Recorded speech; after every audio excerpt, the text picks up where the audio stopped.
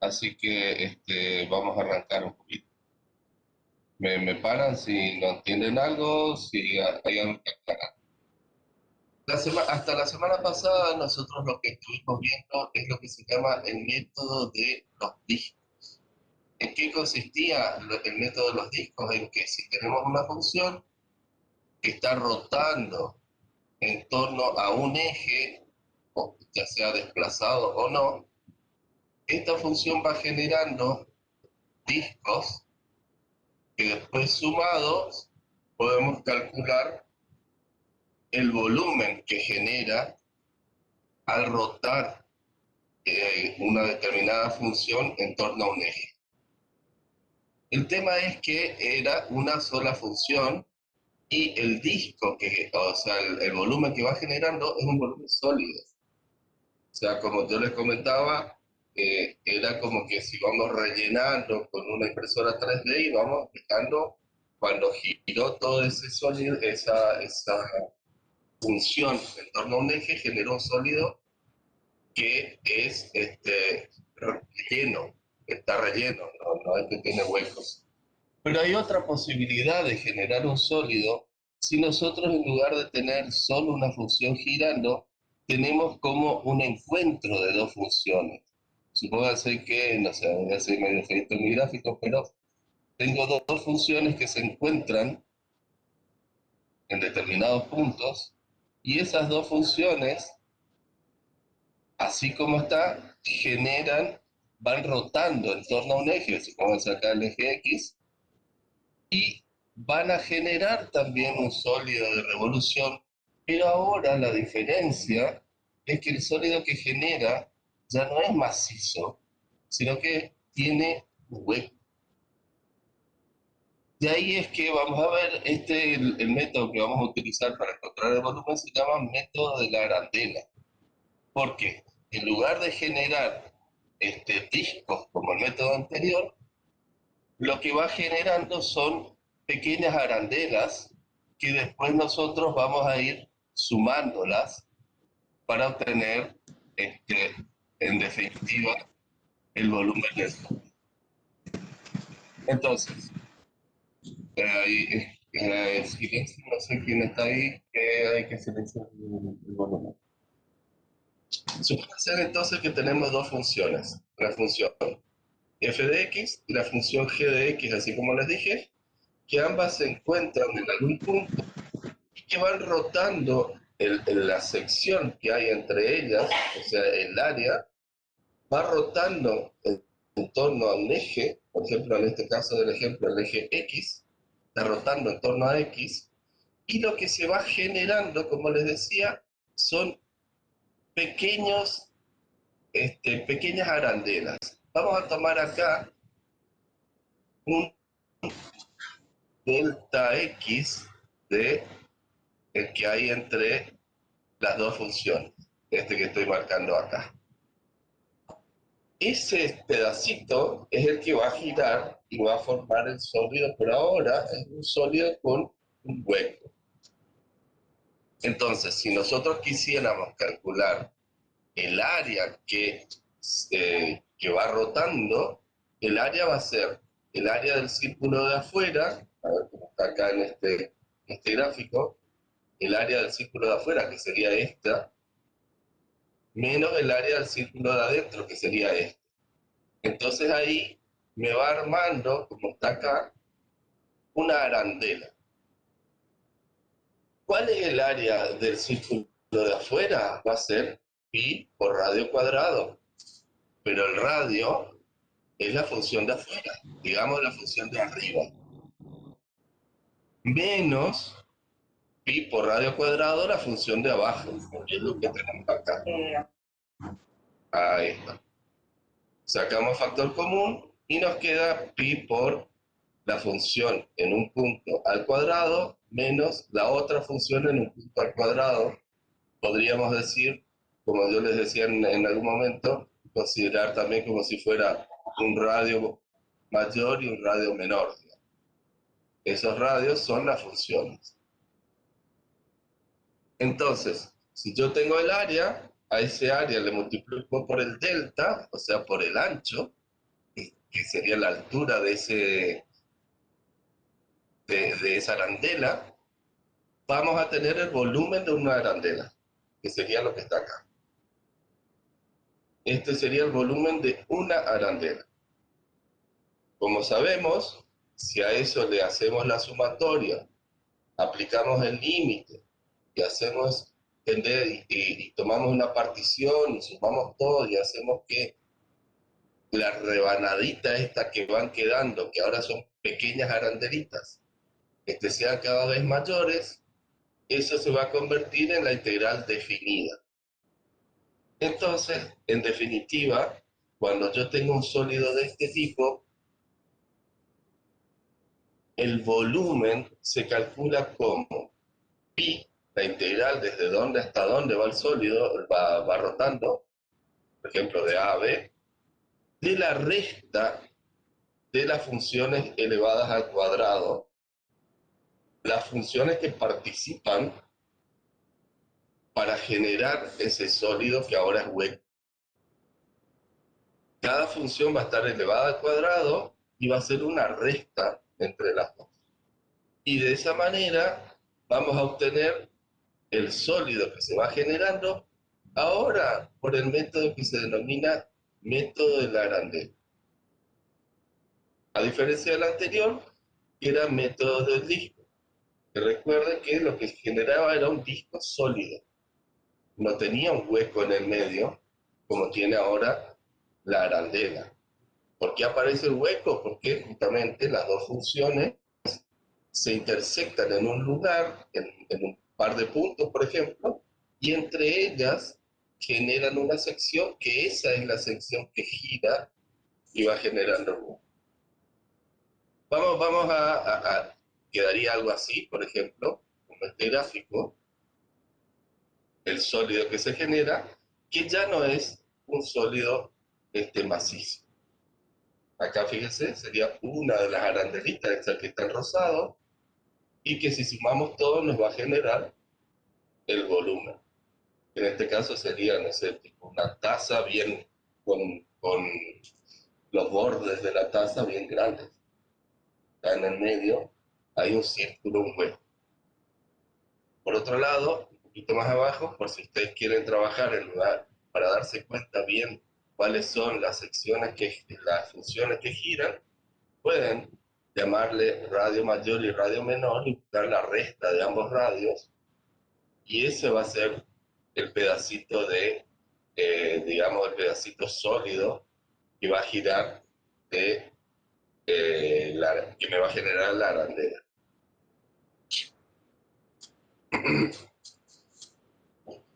Es bastante parecido a lo que habíamos visto si teníamos un eje desplazado. Acá lo que tenemos que buscar como es el radio que es el que genera ese sólido, y ahora es la resta de ambas funciones, al cuadrado. Fíjense, acá planteo un ejemplo. Tengo la función raíz de x y la función x al cuadrado, que si la graficamos en 2D, nos queda más o menos este gráfico que está acá a mi derecha, y si hacemos la intersección de ambos, vamos a ver que las funciones se encuentran en 0 y en 1. Entonces vamos a ver cuánto vale el volumen del sólido que se genera ahora hueco al girar esta sección, la celeste que está mostrada acá, alrededor del eje X. Entonces fíjense, tenemos la función de arriba es esta, que sería la de raíz, y la de abajo es la x al cuadrado. Por lo tanto, si vamos a calcular el volumen, vamos a tener que usar la fórmula diciendo que el volumen va a ser pi por la integral desde dónde hasta dónde, desde 0 hasta el punto de encuentro, que sería el 1, desde 0 hasta 1, de la función de arriba, que en este caso sería raíz de x, elevado al cuadrado menos la función de abajo, que sería x al cuadrado, también elevada al cuadrado, por diferencial x. Diferencial x porque es justamente este pedacito acá, se va haciendo cada vez más chico. Si resolvemos esto, vamos a encontrarnos con el valor de ese volumen que se genera. Acá le vamos al cuadrado, se nos va la raíz con el 2, nos queda la cuarta, y acá nos queda simplemente una integral de un polinomio de grado 4, que es x cuadrado sobre 2 menos x quinta sobre 5, de 0 a 2. En definitiva, el resultado, 3 décimos de pi unidades cúbicas, o de volumen también podemos poner, unidades de volumen. ¿Y cómo quedó eso? A ver si yo puedo mostrarle, porque te encontré también un generador de esto, les muestro algo, espérenme. Aguanten un cachito. A ver si les puedo mostrar. Ténganme paciencia. Ahí, también la guiada, mi. Ya es un mapa, un segundito.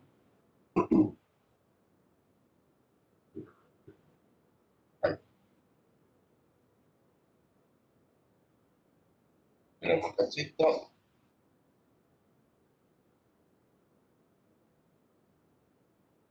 ¿Están viendo la pantalla o no? No, todavía. Ahora no se ve nada, profe. Todavía no. No, ingeniero, no se ve. No, profe, no se ve nada. Tenemos un cachito, tengamos paciencia, todo saldrá bien. Voy de vuelta, para acá. Vale, aquí, ahí creo. A ver. Ahora sí. Bueno, a ver, Ahora sí se está viendo. miren, acá yo puse la función raíz de x y la función x al cuadrado, desde 0 a 1. Como les había dicho, acá a mi izquierda, el celestito, está como el pétalo, se identifica como un pétalo de una flor, que es lo que gira. Eso, imagínense, gira en torno al eje X. Acá a mi derecha tengo ya en 3D, donde primero partimos del pétalo, que ahí está en rojo y celeste, más o menos verde, y ahí va generando, fíjense de a poquito, va generando ese sólido que es hueco, porque en el medio no hay, imagínense, si fuera de plástico esto, en el medio no hay plástico, es un sólido hueco. ¿Cómo calculamos entonces el volumen de ese sólido hueco? Por este método, método de las arandelas. Lo que gira Sergio, ahora, sí, ¿te puedo hacer una pregunta? sí, Viste que acá entre el gráfico en 2D y el gráfico en 3D hay un rectangulito donde dice volumen igual 3pi sobre 10. sí. ¿Ese resultado lo pusiste vos o lo calculó el programa, Calculó ese solo, volumen? calculó ese ¿Y Apple. cómo? Buena pregunta, porque este es un Apple que bajé así como está. Que vos le pones nomás las funciones y te va generando. Porque Después, todo esto, los gráficos, el deslizador, absolutamente todo esto se puede hacer directamente con GeoGebra. Pero esta partecita del cálculo simbólico, esta es la que no. sí, ¿Será que esa solo está fíjate en esta que aplicación? capaz que sí, porque acá dice, mira, Ah, dice volumen pi por sí, la sí, integral, estoy viendo. Sí, hace el cálculo. A ver si genera claro, un porque poco. en la práctica con Cristian les mostró, también estuvimos viendo cómo graficar todo, pero Ajá. no, los chicos preguntaban cómo corroborar el valor y eso no pudimos resolverlo en ese momento. Pero acá veo que aparece directamente. Ah, puede Sí, ser con y explicaciones. fíjate que es un cálculo, ¿eh? Porque toma Sí, la integral definida entre A y B, le resta y le multiplica por pi, y eso es lo que muestra. O sea que es como si fuera un cálculo hecho acá donde en el eje de entrada, donde van apareciendo las cosas que vamos haciendo. Ah, bueno, está bueno eso. Eso faltaba, Bueno, entonces, igual bueno, ¿cómo le este decía? creo que es con el viejito, porque yo en el otro no le encontré la mano todavía para hacerle todo. ¿Cuál el otro vos decís, Sergio? Porque está el GeoGebra, que se llama el 5 y el 6. El Ajá. 5 se le llaman el clásico, que es el que tiene acá abajo para escribir comandos y todo. Y el 6 tiene una pantalla ya un poquito más nuevo. Que no abre, Ah, no se abre con el 6, por ejemplo, este applet, no te muestra bien todo. bueno, ahí los chicos Bueno, están poniendo en el chat. Bueno, después para ¿qué, no sacarte qué más pone? tiempo. Bueno, dale. No, ¿eh? Sí. No, nada más que nos estaba viendo cómo nos habíamos encontrado en la clase práctica que Cristian mostró, o sea, mostró todo igualito lo que vos tenés, excepto la Ajá, columna esa donde está el cálculo el simbólico que cálculo. dice ahí. Es Eso, como que le habrán agregado, uno, fíjate que aquí tiene una puede flechita. ser. Sí, sí, puede ser. Bueno, dale, está. Gracias, Sergio. Bueno, Eso esto nomás era que... para mostrar nomás. Sí, ahora que voy a detener un poquitito y voy a volver a lo de hoy. Que ahora algunos detalles, pero en un cachito. Bueno, ahora voy a compartir nomás en la que la punta que estábamos trabajando. Déjame de vuelta así.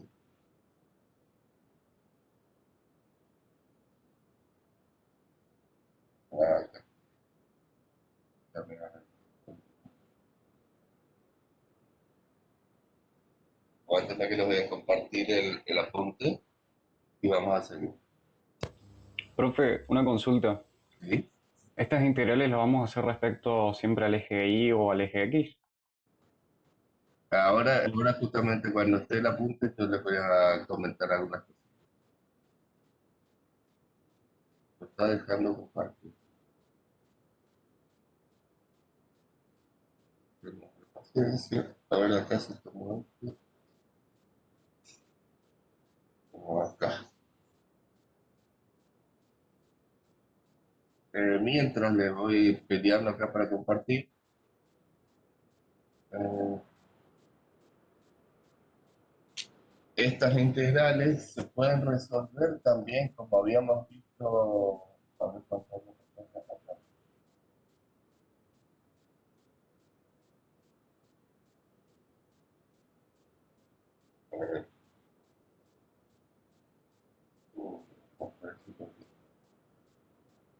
no aparece, ¿no?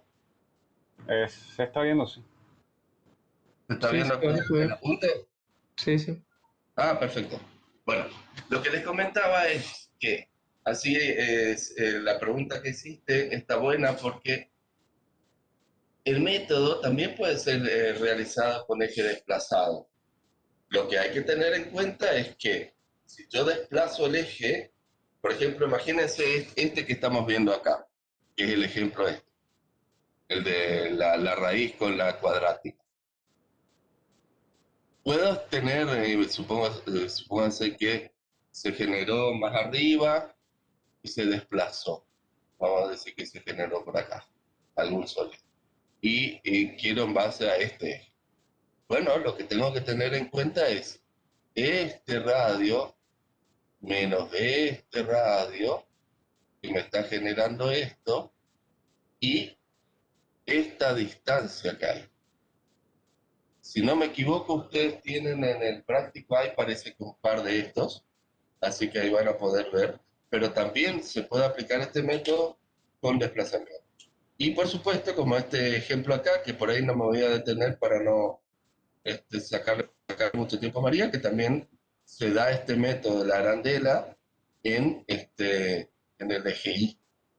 Y acá tienen el ejemplo 6 donde explico más o menos. Acá el delta, lo que se desplaza está rotando en el eje y el sólido hueco que genera es como un cono, pero hueco, o sea, no macizo. Eso les dejo como tarea para que miren. Y el otro tema que me toca hoy es contarle lo que es la longitud de una gráfica. Eh, muchos ya habrán usado y usamos en algunos casos en la optimización o en otras circunstancias lo que es la longitud de la circunferencia. La longitud sería el alrededor de la circunferencia, digamos, una longitud en unidades lineales, digamos, que la de la circunferencia sabemos que es 2 pi por radio. Ahora, si lo que nosotros en lugar de tener una circunferencia, tenemos una función que no tenga, que no conozcamos, así como la circunferencia su fórmula, porque es una función que tiene cualquier forma. Entonces, ahí vamos a ver que podemos utilizar integrales para encontrar esa longitud, que le vamos a llamar longitud de la gráfica, de la circunferencia o longitud de curva. Si yo quiero saber esta distancia, por ejemplo, esta lineal, ¿no? Esta longitud que hay de acá hasta acá, no hay una fórmula que me diga calcular tanto por tanto. Pero vamos a ver que gracias al cálculo sí aparece una fórmula que podemos emplear para encontrar esa longitud. Y eso es lo que vamos a ver. Suponemos entonces que queremos calcular, vamos a cambiar de color, así se ve un poco más, que queremos calcular esta longitud, esta longitud que hay de acá a acá, toda esta. Tenemos una función f de x y queremos esa longitud. Fíjense que no estoy queriendo el área que está acá abajo ni nada. Quiero esta longitud. Imagínense que yo agarro un hilo y con un hilo voy armando esta curva,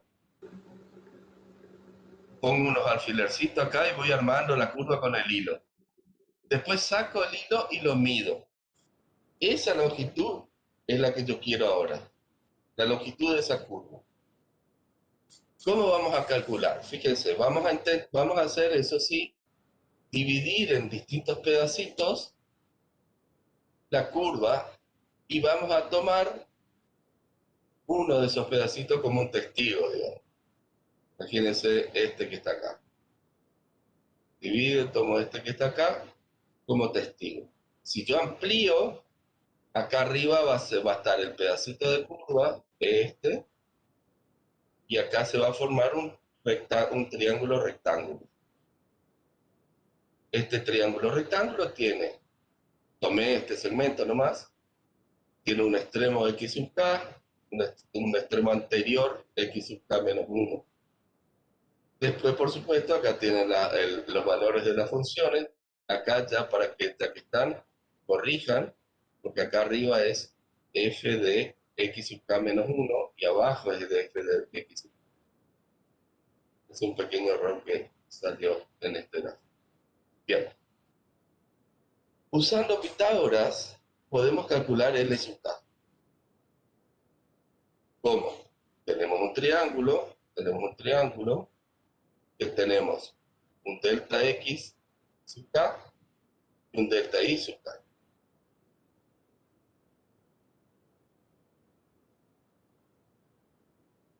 Raíz cuadrada de la suma de los cuadrados de los catetos, que es lo que está acá. Delta xk al cuadrado más delta y sub k al cuadrado. Ahora, ¿quién es delta xk? Bueno, delta xk, recuerden que es uno de todos los que dividimos ahí. Delta xk es xk menos xk menos 1.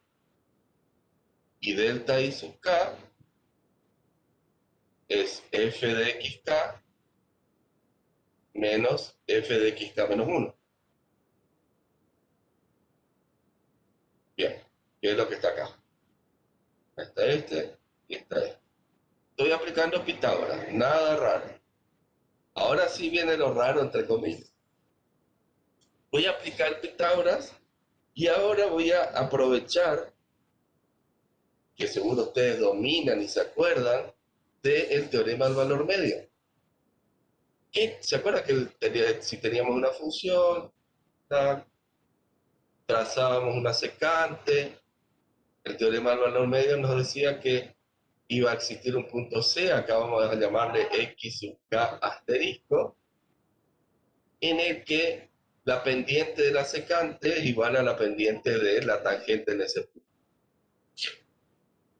¿Por qué vamos a tomar ese punto? Porque vamos a considerar es que esos puntos cada vez van a estar más cerquita, y cuanto más cerca estén, más exacto me va a formar la curva al sumar todos esos puntos. Por el teorema entonces del valor medio, vamos a tener que la derivada en ese punto, en x sub k asterisco, es la resta entre f de xk menos f de xk menos 1 sobre el delta xk. Si de acá despejamos esta partecita de acá y reemplazamos acá, vamos a ver que ese f de xk menos f de xk menos 1 al cuadrado, acá, reemplacé, y como está multiplicado por delta x sería, podemos sacar de factor común. Va a quedar entonces, vamos a llamarle más fácil, este sería delta x sub k al cuadrado, más la derivada en ese punto al cuadrado por el otro delta al cuadrado cuando saco factor común. Al sacar factor común, vamos a ver que al estar el delta x sub k elevado al cuadrado, sale bajo raíz directamente como el paréntesis xk menos xk menos 1. Eso va a quedar multiplicado a la raíz de 1 más la derivada en ese punto al cuadrado, y acá aparece el delta x. Como nosotros sabemos que lo que queremos es la suma de todos esos puntos, aplicando sumatoria y tomando una partición y haciendo que esa partición tienda a 0 o que la cantidad de puntos tienda a infinito, vamos a llegar a que eso se va a convertir en esta integral. La integral de a a b de 1 más la derivada de x al cuadrado, de la raíz de eso. Y de esa manera aparece la fórmula que vamos a utilizar para calcular la longitud de una curva, de la cual ya no es conocida la longitud como una fórmula, como la de una circunferencia. Entonces, si nos dan una curva, y esa longitud podemos calcularla tanto en x como en y, invirtiendo las variables nomás, y vamos a usar uno u otro según sea más fácil el cálculo. Vamos a un ejemplo acá, fíjense, tengo esta curva, que está graficada acá, es este pedacito, y quiero esta longitud que está más negrita, que iría desde 0,5 hasta 2. Quiero esta longitud. Entonces lo primero que vamos a hacer es derivar. Derivamos la función que me dan, acá está la derivada. Y aplico la fórmula que vimos. Es esta acá. Entonces voy a aplicar la integral desde 0,5 hasta 2 de la raíz de 1 más la derivada al cuadrado. Aplico la fórmula, acá está, de 0,5 a 2. Esto es la derivada al cuadrado. Acá lo que vamos a hacer es sacar factor común 1/4 de todo esto. Esto nos queda de esta manera y después volvemos a juntar para que nos quede una cuadrática que se va a simplificar con la raíz. Una vez que simplificamos, nos queda en definitiva algo bien sencillo que vuelve a ser esta integral. Hacemos el cálculo, como siempre, entre los extremos, entre 1 medio y 2, y nos va quedando, acá me falta un cuadrado, nos va a quedar que el resultado de esta longitud es 33 sobre 16 unidades de longitud. O sea, no es ni área ni volumen, es solamente metro, centímetro, decímetro, kilómetro. Una longitud. ¿Cómo la calculo? Con esa raíz cuadrada de 1 más la derivada elevada al cuadrado. Si me resultaba muy complicado calcular en X, puedo calcular en Y, invirtiendo las variables y también vamos a obtener el resultado. Creo que hasta acá llego, así que te doy, para no sacarte mucho tiempo, alguna preguntita si tienen antes.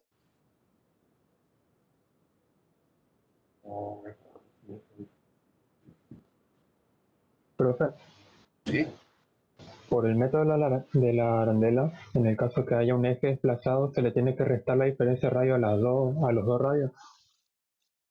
Claro, vas a tener que buscar el radio, que llamémosle el radio efectivo, que es el que gira. Ahí no sé si dejé de compartir.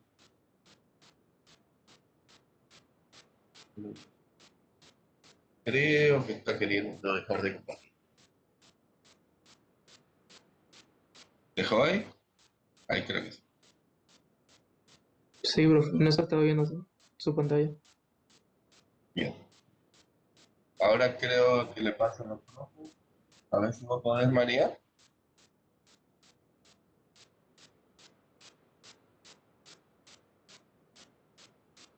A ver, ¿cómo?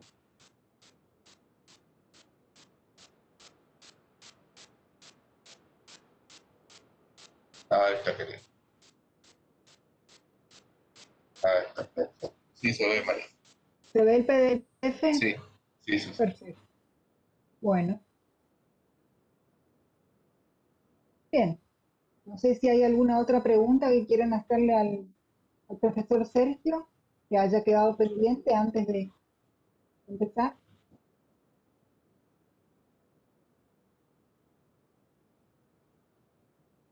¿No? Bueno. Bien.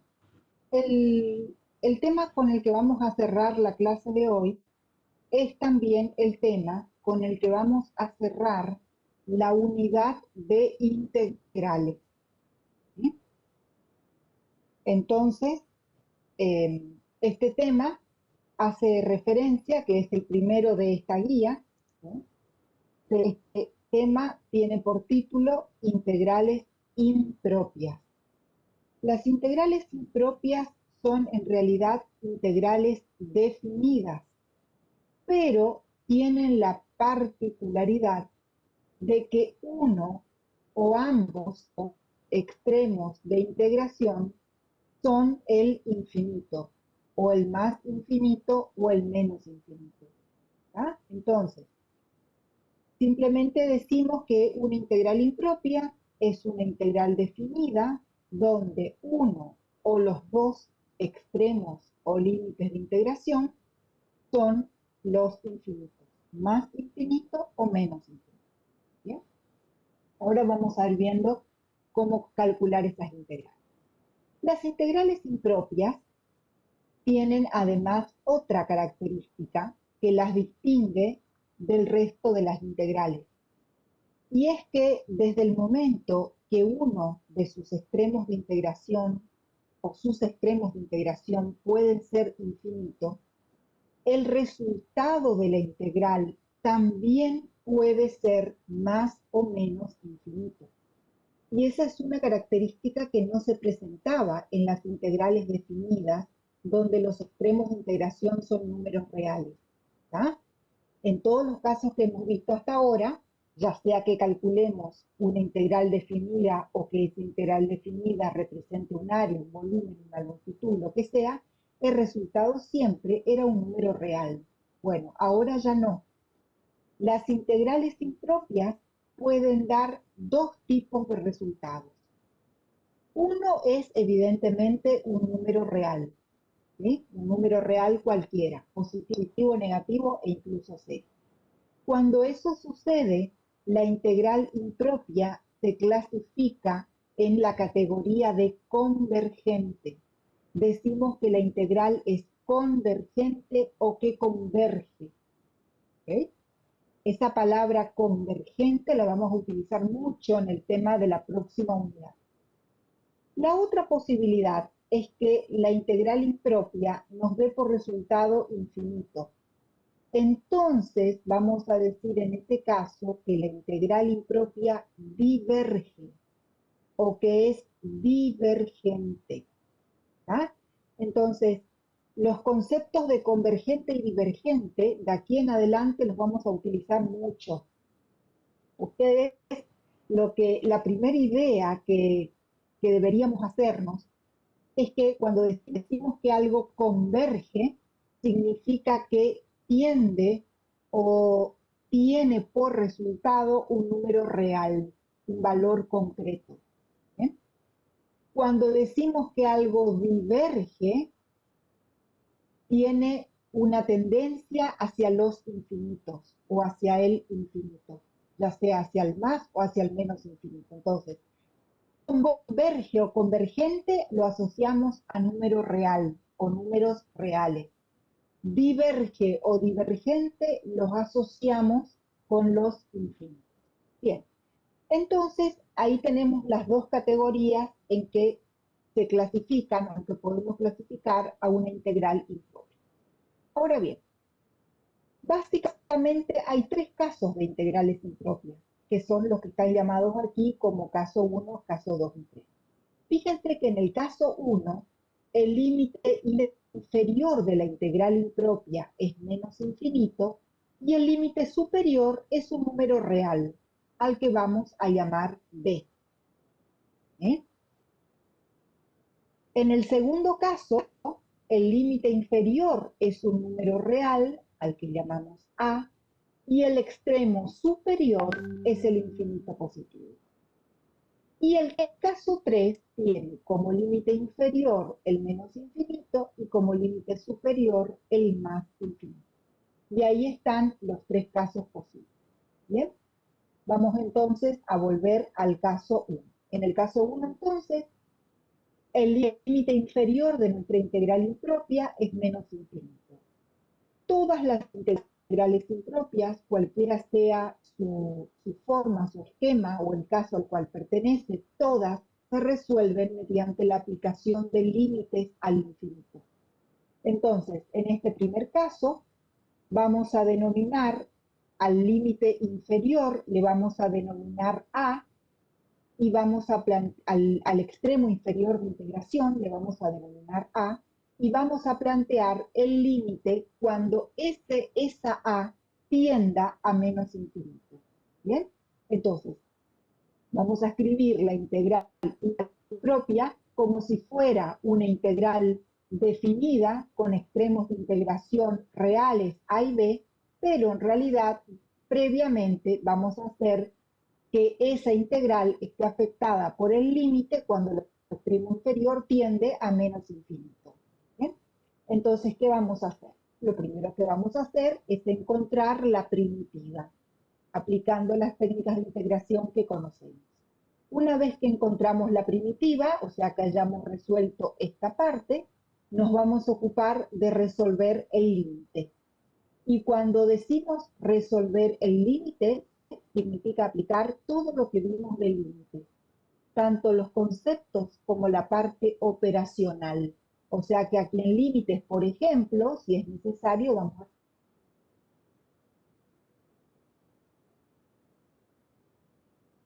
el límite, por ejemplo, es distributivo con respecto a la suma, a las restas, que salen afuera las constantes. O sea, absolutamente todo lo que vimos del límite se aplica acá. Una vez que hayamos resuelto ese límite, la integral va a dar, tiene dos posibilidades. Primer caso, me da un número real, entonces digo que mi integral converge. Segundo caso, me da más o menos infinito, digo que mi integral diverge. Y ahí terminé de resolver mi integral. ¿Está? Una vez que saqué el resultado y que la clasifiqué dentro de la categoría de convergente o divergente, entonces ahí habré terminado de resolver este ejercicio, digamos, lo que sea. El caso 2 es muy parecido. En el caso 2, el extremo superior es el extremo impropio, es el infinito. Entonces planteamos a ese extremo superior, lo reemplazamos por una letra B y planteamos una integral definida entre A y B, pero colocamos delante el límite cuando el extremo superior b tiende a infinito. Nuevamente el mismo proceso, encontramos la primitiva, aplicamos el límite y una vez que aplicamos el límite, clasificamos la integral según corresponde. El tercer caso, en realidad, es una combinación de los dos primeros. Porque en el tercer caso, lo que vamos a tener que hacer es particionar, así se llama, el intervalo de integración. Entonces, como en el tercer caso, el intervalo de integración viene de menos infinito a más infinito, lo que vamos a tener que hacer es tomar un punto intermedio, o sea, un número real cualquiera, que aquí en el material yo lo puse con el nombre de C, es una constante real cualquiera, elegida convenientemente, ¿tá? No es menor ese dato, ¿sí? Entonces, nosotros vamos a tener que tener cierta intuición, cierto olfato para resolver la integral y para poder elegir un valor de C que nos haga el trabajo lo más sencillo posible. A eso se refiere con que elegida convenientemente, porque evidentemente es una constante arbitraria. O sea, yo puedo elegir ese valor C, lo puedo tomar en 1, en -1, en 0, en 4, en el valor que quiera. ¿Tá? Voy a tratar siempre de que sea un valor que me facilite el desarrollo. Una vez que yo elijo ese valor, entonces particiono esta integral en dos integrales. La primera va de menos infinito hasta ese valor arbitrario C, y le sumo la segunda mitad, que sería desde el mismo valor C hasta infinito. Y entonces, esta primer integral, con límite inferior menos infinito, corresponde al caso 1 y lo resuelvo así como vimos el caso 1. Y esta segunda integral, con extremo superior infinito positivo, la resuelvo con el caso 2. Sumo ambos resultados y ese va a ser el resultado correspondiente a la integral original. En este caso, nosotros estamos desglosando o desarmando, digamos, una integral en la suma de otras dos. Las dos nuevas integrales también son impropias, o sea que cabe la posibilidad de que al menos una de esas dos integrales sea divergente. Bien, si tenemos esa situación que una de estas integrales es divergente, ni siquiera hace falta resolver la otra. Supónganse que nosotros hacemos eso y cuando hacemos esta primera integral ya nos da que es divergente, o sea que su resultado es más menos infinito. En este caso ni siquiera voy a necesitar resolver la otra parte, porque ya sé que esta integral va a dar infinito. ¿Bien? La única manera de que esta integral original sea convergente es que sean convergentes ambas dos integrales, o las dos nuevas integrales. Si las dos nuevas son convergentes, entonces la original también va a ser convergente. Si al menos una de estas dos nuevas diverge, como se pueden imaginar ustedes, la integral original diverge. A ver qué preguntan ahí en el chat porque no alcanzo a leer, chicos. Veo que hay una pregunta, voy a ver si puedo abrir el chat. ¿Qué Acá pasa, hay. profe, si una da menos infinito y la otra da más infinito? Ahí estamos en el horno realmente. Bueno, eso, si una da más infinito y la otra da menos infinito, estaremos frente a una indeterminación. Y deberemos entonces resolver resolver esa indeterminación aplicando la regla del hospital. ¿Okay? Porque infinito menos infinito es indeterminado. ¿Okay? ¿Ah? Pero afortunadamente muy pocas veces pasa eso. ¿Tá? Por lo general, cuando hacemos este desglose, o los dos me dan más infinito o los dos me dan menos infinito. Bien. Bueno. Si hay otra pregunta, parece que esa era la pregunta, ¿no? Bueno. Sí, era esa, María. Dice que Okay. ojalá no les pase.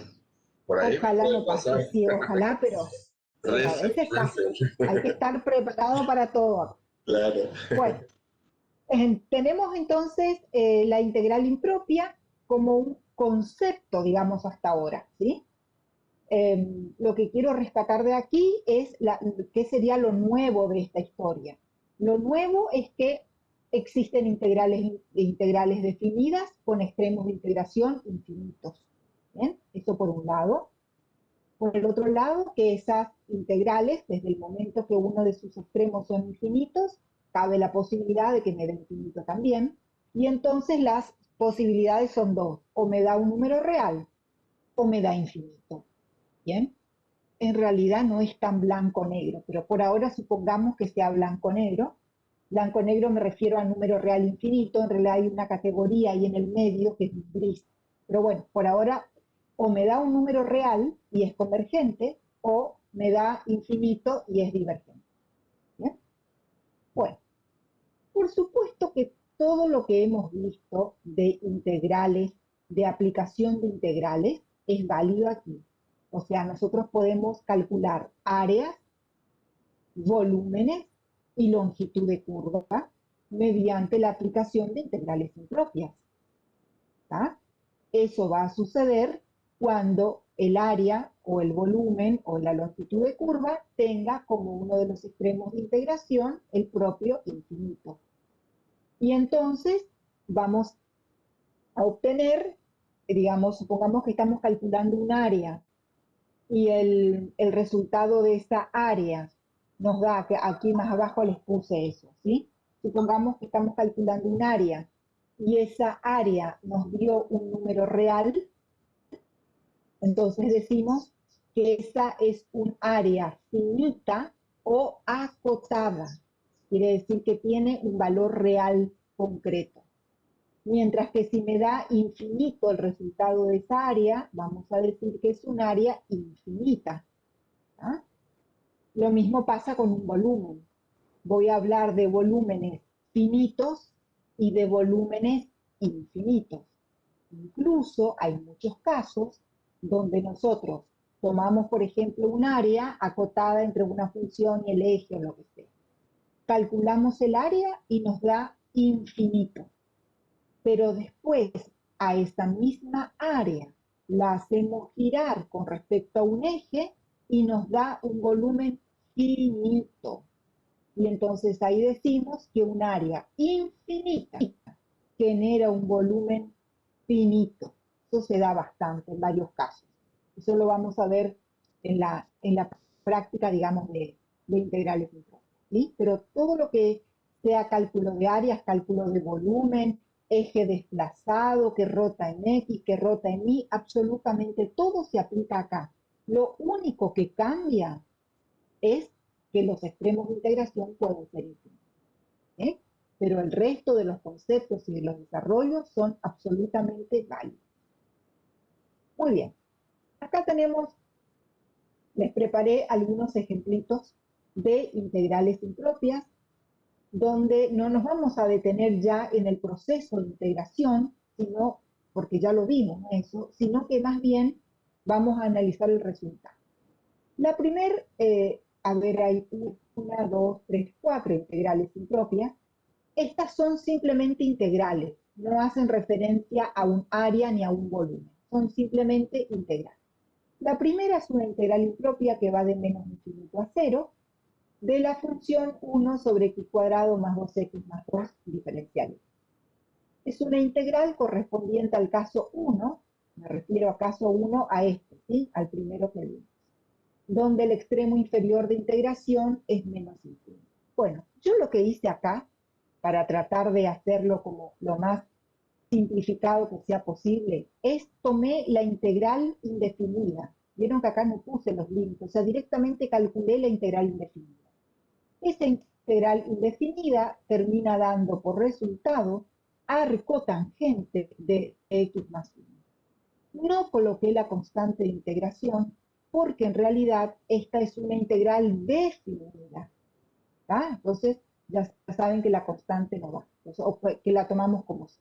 La cuestión que encontramos la primitiva, ese es el primer paso. ¿Ah? Una vez que encontramos la primitiva, entonces voy al segundo paso, y es transformar la integral impropia en un límite al infinito. Entonces, al extremo inferior, que es menos infinito, acá le bautizamos como A. Y en el límite que está aquí adelante, hacemos que A tienda a menos infinito. ¿Ah? Es como que estamos disfrazando la integral impropia de una integral definida con extremos reales. Y digo disfrazando porque este límite en realidad me está haciendo tender a menos infinito. Bueno, una vez que tenemos eso, entonces a esta primitiva le vamos a aplicar los límites de integración. Los límites de integración serían desde A, digo bien, hasta 0. ¿Sí? Y eso es lo que está puesto aquí en este corchete azul que estoy marcando acá. Muy bien, empezamos aplicando el límite superior, sería la regla de Barrow. Si planteamos límite o no, al límite infinito igual se lo reemplaza. No, no, porque si ese límite infinito me termina dando un resultado, una integral convergente con un número real, no hay problema. Pero si se me plantea una indeterminación, yo tengo que resolverla mediante límites al infinito y la aplicación de la regla del hospital. Y como yo de entrada no sé si voy a llegar o no a un resultado directo o si voy a tener que pasar primero por una indeterminación, entonces es que para resguardarme o para asegurarme que mi proceso es correcto, tengo que plantear límite al infinito. Eso es lo correcto. ¿Ah? Bueno, entonces, hacemos así. Reemplazamos el límite superior que es 0 y me queda arco tangente de 1 menos y reemplazo por A, me queda arco tangente de A más A. Arco tangente de 1 es pi sobre 4, ¿sí? O sea 45 grados, pero aquí lo tenemos que trabajar en radianes, indefectiblemente en radianes. No podemos poner aquí 45 grados, porque el resultado de la integral es un número adimensional. Menos, y cuando cambio esta A por menos infinito, me va a quedar arco tangente de menos infinito. Arco tangente de menos infinito es menos pi sobre 2, porque recuerden que la tangente de menos pi sobre 2, la función tangente de menos pi sobre 2 es menos infinito. Y ya que estamos, la tangente de pi sobre 2 es infinito positivo. Entonces, el arco tangente de menos infinito es menos pi sobre 2. Con el menos que estaba adelante resulta 3/4 de pi. Concluimos que es una integral convergente. ¿Ok? Converge a 3/4 de pi. Bien. El segundo caso, y en este segundo caso, por ahí también se va a aclarar la pregunta que hace el compañero por el chat de por qué directamente nos reemplazamos por infinito. Y acá van a ver por qué no podemos o por qué no está bien que hagamos eso. En este segundo caso, tenemos que el extremo superior es infinito, ¿sí? Corresponde al caso 2. ¿Sí? Bueno, entonces a ese extremo superior lo bautizamos B y hacemos el límite cuando B tiende a infinito de 1 sobre x menos 1 sobre x más 1, que es una integral inmediata. La primitiva es logaritmo de x menos logaritmo de x más 1, desde 1 hasta B. Bien. Reemplazando el límite superior, que es B, me va a quedar reemplazo B acá y reemplazo B acá.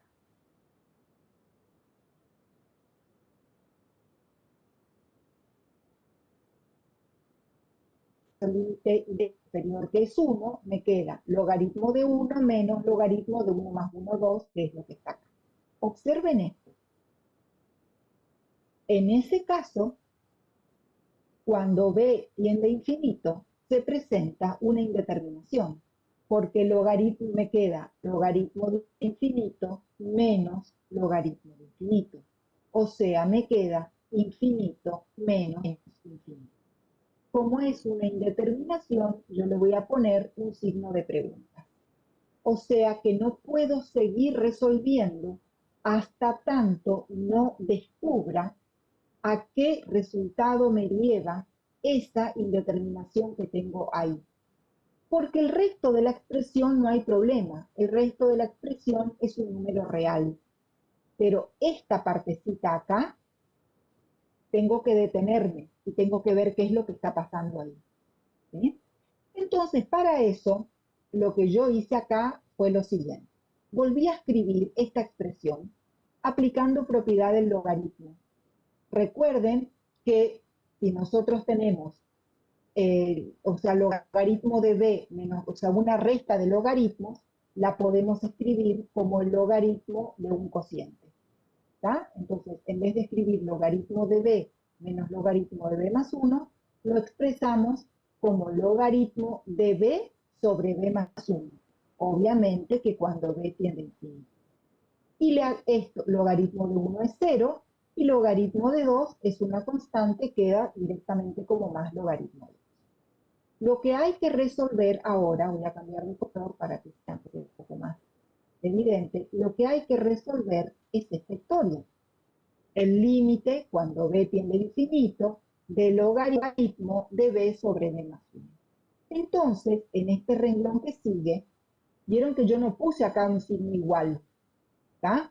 Acá sí, en el renglón anterior puse un signo igual, significa que continúa el renglón anterior. Pero acá es como que se cortó, no puse un signo igual. ¿Por qué? Porque esto que está acá es solamente esta partecita acá arriba de esa indeterminación. ¿Ok? Entonces, sería como un cálculo auxiliar. Yo lo hice acá, pero también se podría agarrar, si esto fuera muy práctico, ¿sí? Hago acá, hago hacia el costadito y acá hago todos mis cálculos auxiliares. Esto sería un cálculo auxiliar lo que estoy haciendo, ¿sí? Bueno, entonces, este cálculo auxiliar, entonces, consiste en resolver este límite. Sería el límite del logaritmo de b sobre b más 1. Recuerden ustedes que vimos que el límite y el logaritmo se pueden intercambiar de lugar. Entonces, en vez del límite del logaritmo, pongo el logaritmo del límite. Y me queda el límite cuando b tiende a infinito de b sobre b más 1. Esto es una indeterminación directa del tipo infinito sobre infinito. Aplico el L'Hospital una sola vez y la resuelvo. Y me queda que este valor es 1. Límite de 1 es 1. Logaritmo de 1 es 0. Conclusión, esto es 0.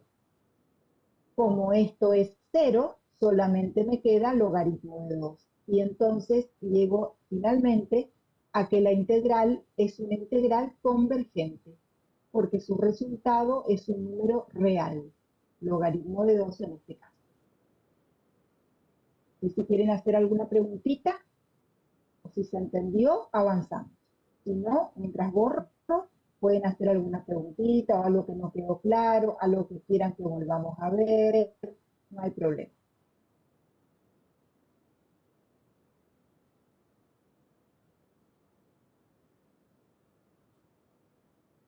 ¿Se entendió todo entonces? ¿Podemos avanzar?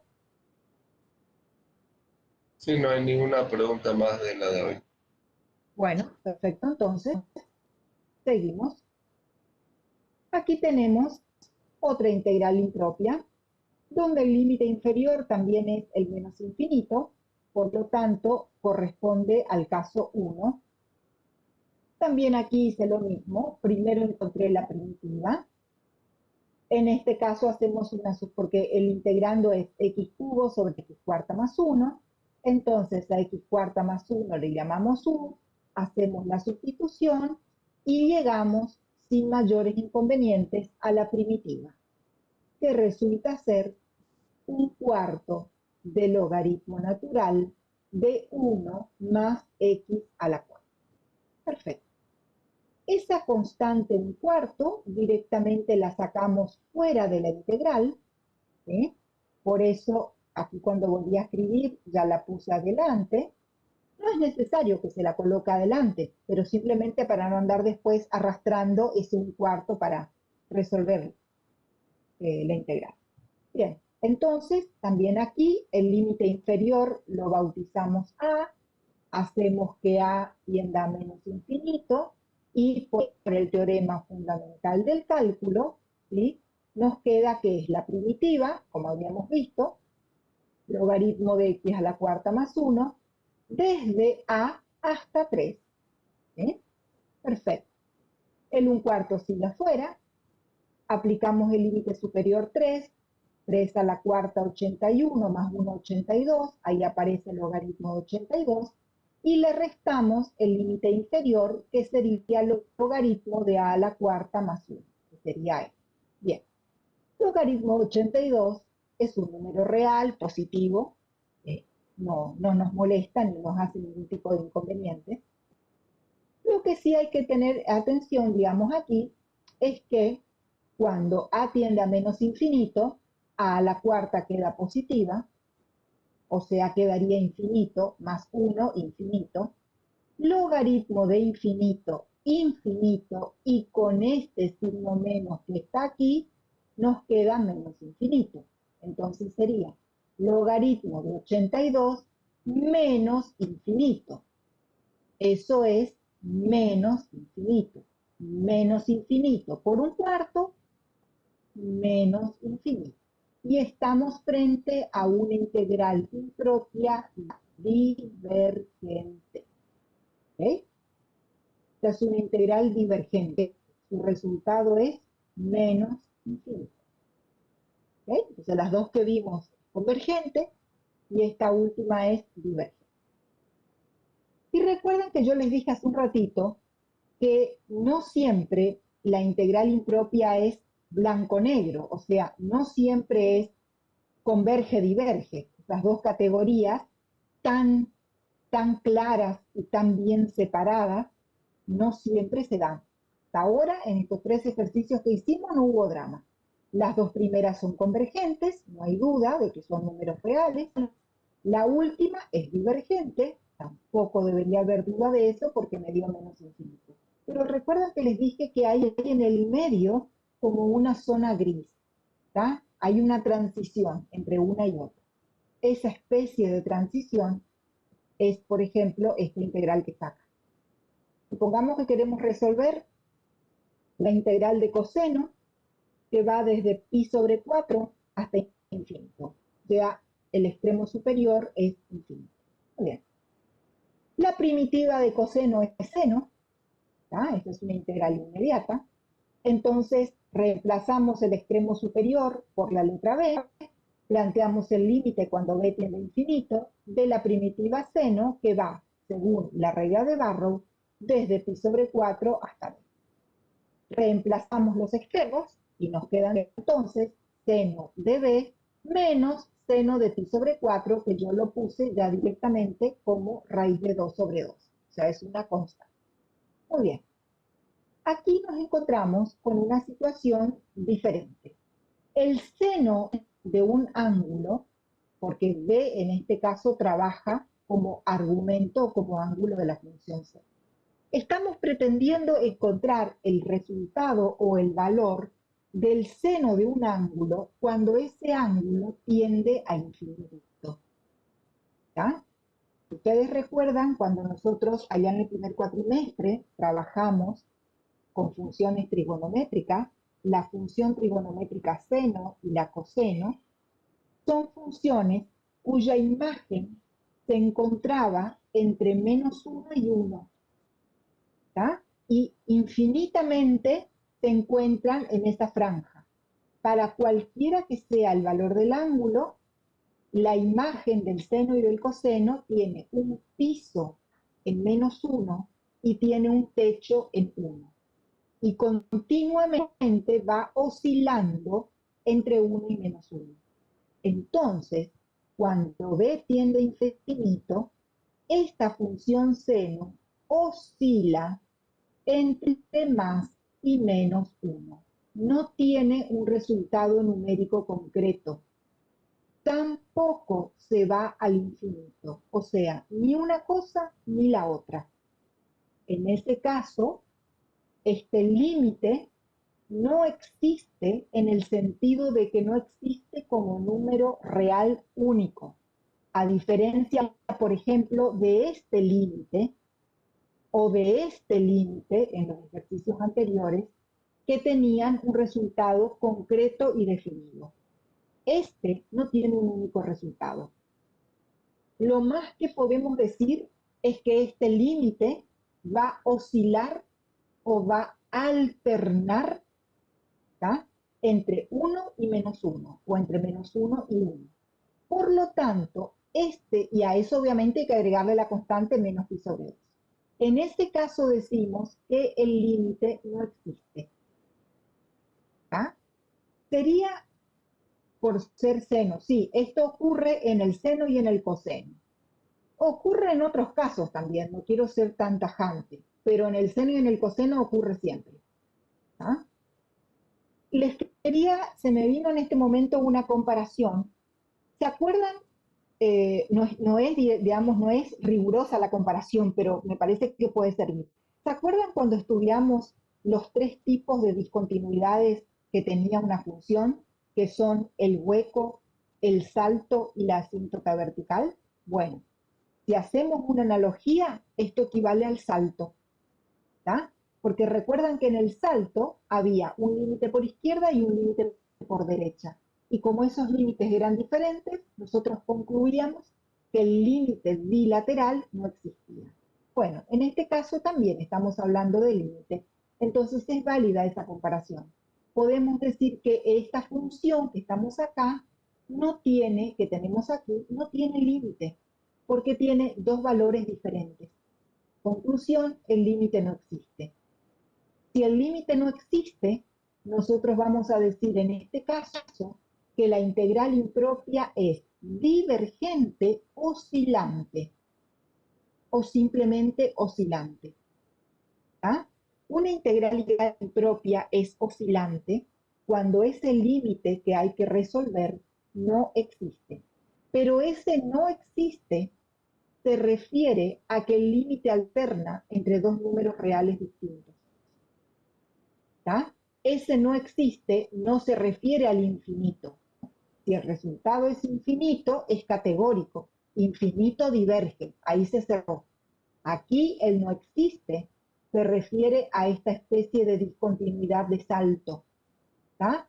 Y entonces en realidad la categoría por ahí como más obvia es integral oscilante. Es una integral cuyo resultado oscila, alterna o va saltando, digamos, entre 2 números reales. Y entonces es como, no podemos decir que es convergente, porque para que sea convergente tendríamos que tener un único resultado. ¿Tá? No tenemos un único resultado, pero tampoco la integral se disparó al infinito, como sucede en este caso. ¿Sí? Entonces, aquí vamos a etiquetarla como integral oscilante u oscilante divergente. Depende de los autores de los libros a los que vaya. En algunos libros directamente dice oscilante y en otros por ahí más actuales dice oscilante divergente. Lo que sí podemos asegurar es que esta integral no converge ni tampoco diverge al infinito. O sea, no converge como esta, ni diverge como esta. ¿Sí? Entonces, en realidad, las integrales impropias no tienen solamente 2 categorías tan tajantes como convergente y divergente, sino que también está esta tercera categoría que es oscilante. ¿Bien? También denominada alterna en algunos casos. Pero oscilante es como que está mejor definida. ¿Sí? Bueno. Y eso, como les comentaba recién y como también les pongo acá en la guía, sucede con los senos y con los cosenos, sucede siempre. ¿Tá? Y también en otros casos, ahora en la próxima unidad que vamos a arrancar el miércoles que viene, en otras situaciones que no tienen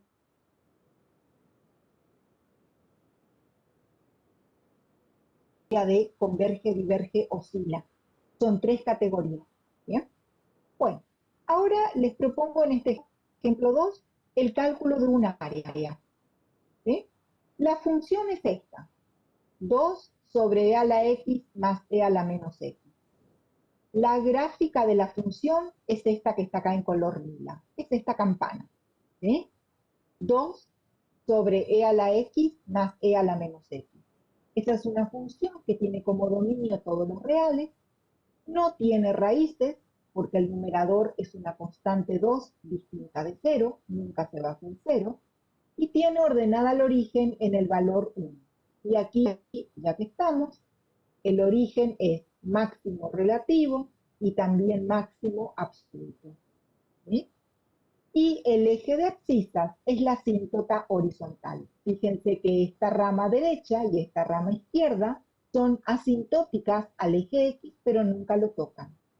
Entonces siempre va a quedar un pequeño espacio entre el eje y la función. El ejercicio nos pide calcular el área total encerrada por la función con el eje de abscisa. Si me dice área total, se refiere a toda el área que queda por abajo de la curva y por encima, digamos, del eje de abscisa. Perfecto. Entonces, la integral va a ser una integral impropia que va a ir desde menos infinito hasta más infinito. Toda la función, miren la gráfica, toda la función se encuentra por encima del eje X.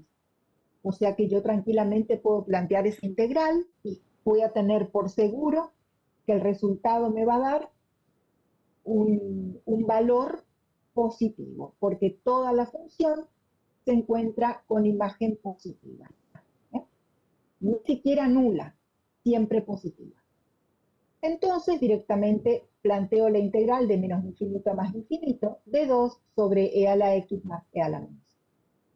Aquí en este renglón y en este que sigue, o sea, en estos dos primeros renglones del desarrollo, lo que se hizo fue encontrar la primitiva. Para eso les comento rápidamente, después ustedes lo miran con detenimiento, qué fue lo que hice. A la expresión e a la menos x la escribí como 1 sobre e a la x. Saqué como un denominador e a la x en el denominador. Y después esta e a la x que estaba dividiendo, la pasé multiplicando aquí arriba. Y entonces me queda e a la x sobre a la 2x más 1 por diferencial. Hago una sustitución, le llamo u a e a la x, reemplazo y finalmente llego a la integral de u sobre 1 más u cuadrado, que es inmediata. Es arco tangente de u, reemplazando después u por e a la x, encuentro la primitiva que estoy buscando, y esa primitiva es arco tangente de e a la x. Entonces, ahora lo que voy a hacer es a esa primitiva le voy a aplicar los límites de integración. ¿Tá? Este como es de menos a más infinito, correspondería al tercer caso. ¿Ven acá? Recuerden que en este tercer caso dijimos que teníamos que encontrar un valor conveniente C y particionar el intervalo. Yo elegí en este caso C igual 0, ¿tá? Porque es un valor bien fácil de manipular. Entonces planteé la primera integral de menos infinito a 0 y la segunda de 0 a infinito. En ambos casos salió la constante 2 afuera y directamente nos queda el límite cuando a tiende a menos infinito de las primitivas. En el primer caso, el límite superior es 0 y el límite inferior es a. Entonces me queda el 2 afuera. Cuando x vale 0, me queda arco tangente de e a la 0, o sea, arco tangente de 1. Y cuando e vale a, bueno, lo dejé como arco tangente de e a la. En el segundo caso, el extremo superior es b, resultando arco tangente de e a la b, menos el extremo inferior es 0, arco tangente de e a la 0, que es 1. Bueno, arco tangente de 1, el 2 ¿de dónde salió? El 2 es de acá, chicos. Ya estaba en la función. ¿Sí? Ya estaba en la función. ¿Bien? ¿Ah? Perfecto, sí, está bien, tienen que preguntar lo que no entienden, ¿sí? O lo que no les queda claro, ¿no? Bueno, ahora fíjense que en este primer término aparece el 2 y acá también aparece el 2, entonces yo lo puse una sola vez y lo saco como de factor común. Ahora vamos a manipular un poquito estos corchetes que están acá y estos que están acá, y los resultados son los que van a mirar. Bueno. Arco, lo primero que tenemos que resolver es arco tangente de 1. Arco tangente de 1 es pi sobre 4, 45 grados, porque la tangente de pi sobre 4 es igual a 1. Por lo tanto, arco tangente de 1 es pi sobre 4. Menos Acá fíjense, esta A es menos infinito. E a la menos infinito. A ver por el chat. ¿Cuánto es o cuánto vale E a la menos infinito? Solo ese resultado díganme por el chat. A ver. Perfecto. Estamos todos de acuerdo que E a la menos infinito es 0. Entonces aquí nos quedaría arco tangente de 0. Arco tangente de 0 es 0. Porque la tangente de 0 es 0. O sea, ahí apareció el arco tangente de 0 es 0. Y el arco tangente de 1 es pi sobre 4. Este 2, este segundo 2, ya está fuera de factor común. Ahora hay que reemplazar esta b por infinito. E a la infinito. A ver por el chat, ¿qué resultado da e a la infinito? Bien, perfecto. ¿Infinito positivo o infinito negativo? Pregunto, no sé. A ver, positivo. Muy bien. E al infinito es más infinito. Entonces aquí nos va a quedar arco tangente de infinito, que es pi sobre 2, ya lo comentamos hoy. Porque recuerden que la función tangente, cuando x vale pi sobre 2, tiene asíntota vertical, porque la tangente de pi sobre 2 es infinito. También eso, permítanme hacer acá una acotación, cuando nosotros trabajamos con rectas tangentes a una curva, por medio de la derivada, ¿sí? Cuando la derivada nos da infinito, nosotros decimos que hay una recta tangente vertical, justamente porque el arco tangente de infinito es 90 grados, o sea, eso indica la posición de una recta perpendicular al eje de abscisa. ¿Tá? O sea que arco tangente de infinito es pi sobre 2, menos arco tangente de 1, que otra vez aparece pi sobre 4. Muy bien. Los pi sobre 4 se cancelan. Acá hay un más pi sobre 4 y acá hay un menos sobre 4. Por lo tanto, el resultado dentro del corchete es pi sobre 2. Multiplicado por este 2 nos queda pi. Y como estamos sacando un área, es pi unidades de área. O sea, que el área encerrada por esta curva, por esta campana, con el eje de abscisa, desde menos infinito a más infinito, es un área finita. Mide 3,14 metros cuadrados, centímetros cuadrados, pulgada cuadrado, lo que sea que estemos calculando. ¿Ya? ¿Se comprendió? Si no hay ninguna pregunta, pasamos al último ejemplo y terminaríamos ya. ¿Ninguna pregunta? No hay nada, María, por ahora. Bien. Yo voy a... uy, no sé qué dice acá.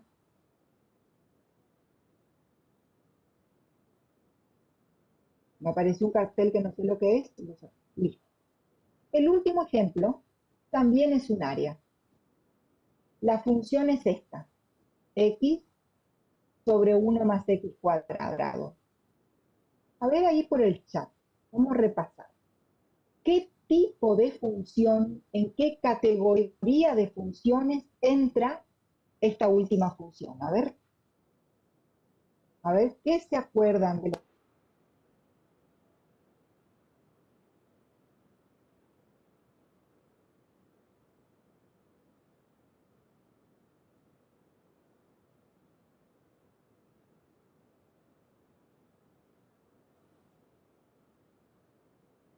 A ver.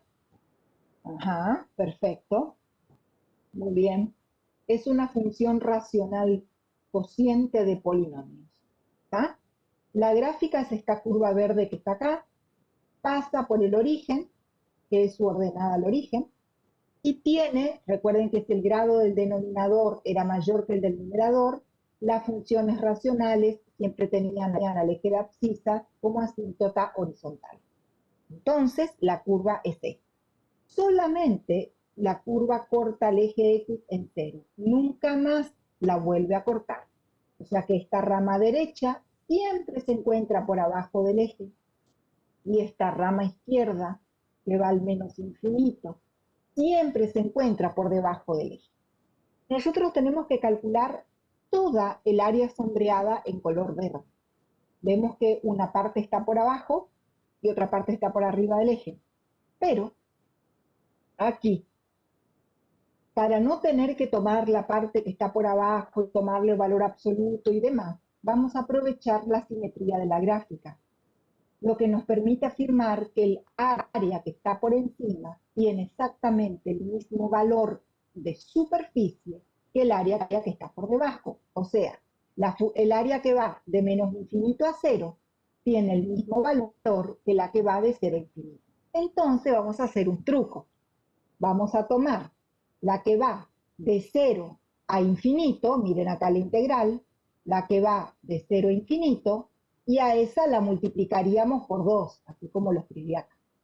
Bueno, entonces aquí primero calculé la primitiva por sustitución, es relativamente sencilla, la primitiva termina siendo 1/2 del logaritmo de 1 más x cuadrado. Entonces, al límite superior lo bautizamos como b, es esta b que está acá, hacemos el límite cuando b tiende a infinito, y le aplicamos, según la regla de Barrow, el límite superior menos el inferior a la primitiva. El medio salió afuera, el límite superior resulta logaritmo de b cuadrado más 1, el límite inferior es 0, queda logaritmo de 1, ya que estamos logaritmo de 1 a 0. O sea que nos queda 1/2 del límite cuando b tiende a infinito del logaritmo de 1 más b cuadrado. Si b tiende a infinito, b al cuadrado es infinito. Infinito más 1, infinito. Logaritmo de infinito, infinito. Infinito por 1/2, infinito. Por lo tanto, esta mitad del área es infinita, lo cual nos permite asegurar que esta otra mitad también es infinita. Por lo tanto, estamos frente a una integral divergente, indicando que tenemos un área infinita. ¿Sí? Entonces, esta primera función nos da un área finita, pi unidades de área. Esta segunda función nos da un área infinita, ambas con el eje X. ¿Sí? Entonces, esta primera resulta en una integral convergente y esta última resulta en una integral divergente. ¿Bien? Área finita la lila, área infinita la verde. Bien. ¿Hay alguna preguntita más? ¿O algo que quieran comentar?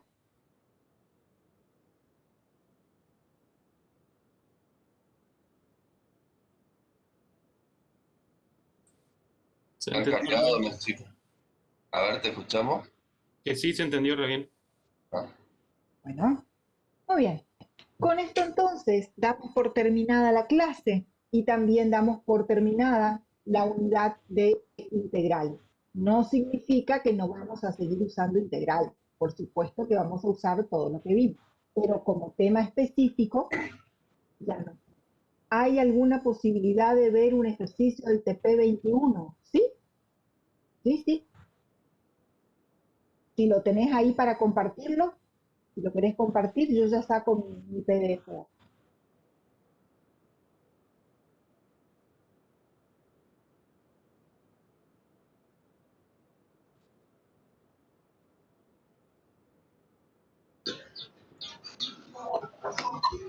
Voy a tratar de compartir, ingeniero. Dale, dale.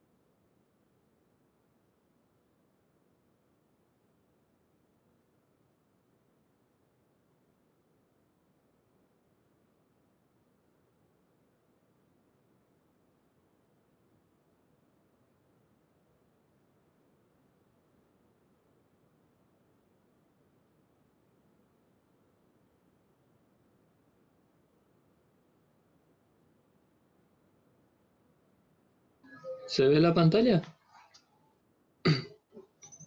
Sí, sí, se ve. El TP21 sería.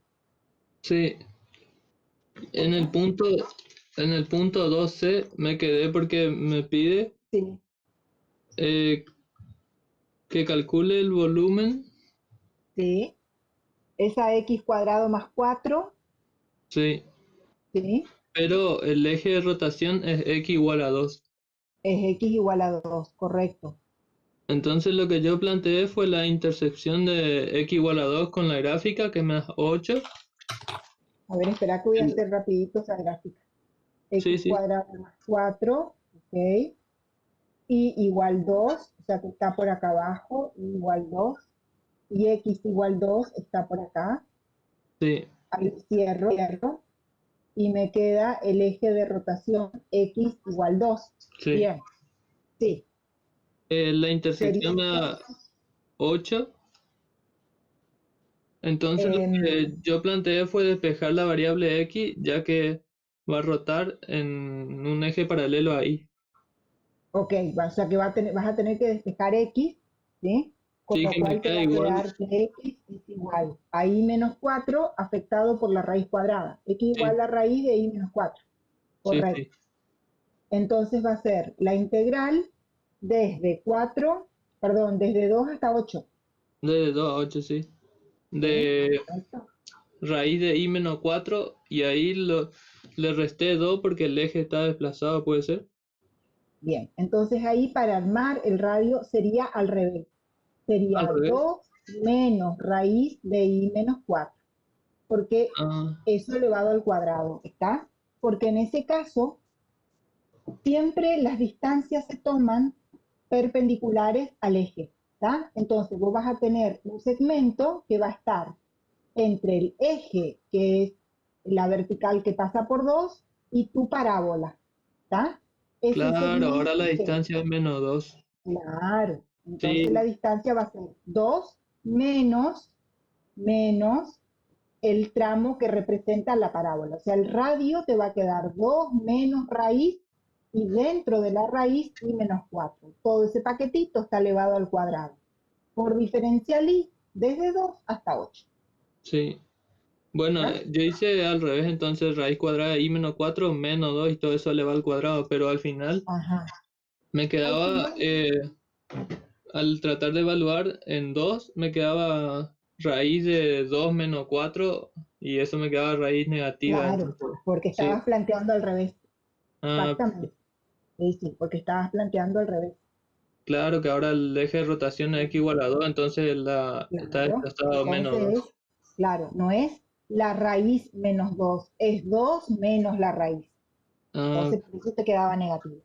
¿Ok? sí, supongo que Siempre en con esta esto ya voy a situación, poder resolver. sí, sí, sí, seguro que sí, porque no hay otra historia. Sí, Bueno, ¿estamos? sí, era solo eso. Gracias, Bueno, ingeniero. dale. ¿Algún otro estudiante tiene otra consulta, chicos? ¿Algo más que quieran preguntar? ¿No? Bueno, entonces nosotros nos estamos en esta semana de nuevo TP. No, no hay un nuevo TP, porque el TP 21, que era de la semana pasada, esta semana lo vamos a completar agregando lo que dio el profesor Sergio recién, que es método de las arandelas y longitud de curva. O sea, seguimos con el TP 21. Y esta partecita que yo di de integrales impropias, lo vamos a incluir en otro TP, ¿está? Pero para la próxima lo dejamos. ¿No? O sea, esta semana seguimos con el 21.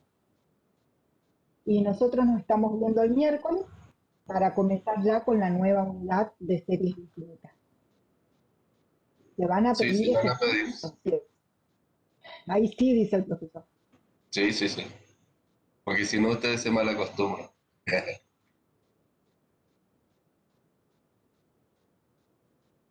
Bueno, Nos estamos listo viendo la entonces por próxima. hoy.